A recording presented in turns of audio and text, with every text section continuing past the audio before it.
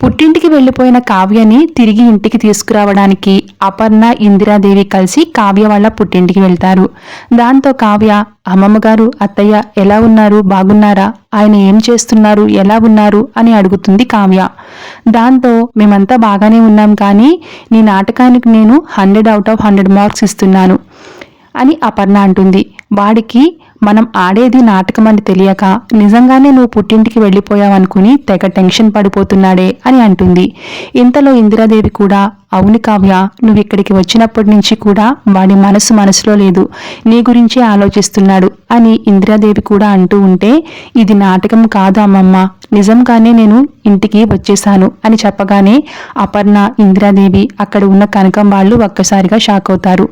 మాకేమీ అర్థం కావట్లేదు, ఏం మాట్లాడుతున్నావు కావ్య, నువ్వు ఇక్కడికి వచ్చేయడం ఏంటి అని కావ్యని కనకం కంగారుగా అడుగుతుంది. వచ్చినప్పటి నుంచి అడుగుతూనే ఉన్నాను, అల్లుడు గారు రాలేదేంటి అని. తిక్క సమాధానాలు చెప్తున్నావు కానీ జరిగిందేంటో అస్సలు చెప్పట్లేదు.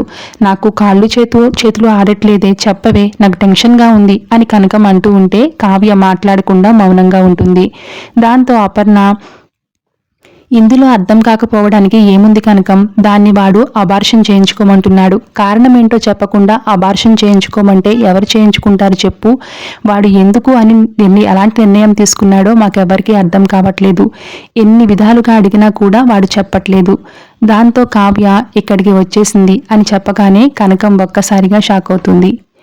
వీడియో నచ్చినట్లయితే లైక్ చేయండి. మరిన్ని అప్డేట్స్ కోసం ఇప్పుడే మన ఛానల్ని సబ్స్క్రైబ్ చేసుకుని పక్కన ఉన్న బెల్ ఐకాన్ని యాక్టివేట్ చేసుకోండి. Thank you so much for watching.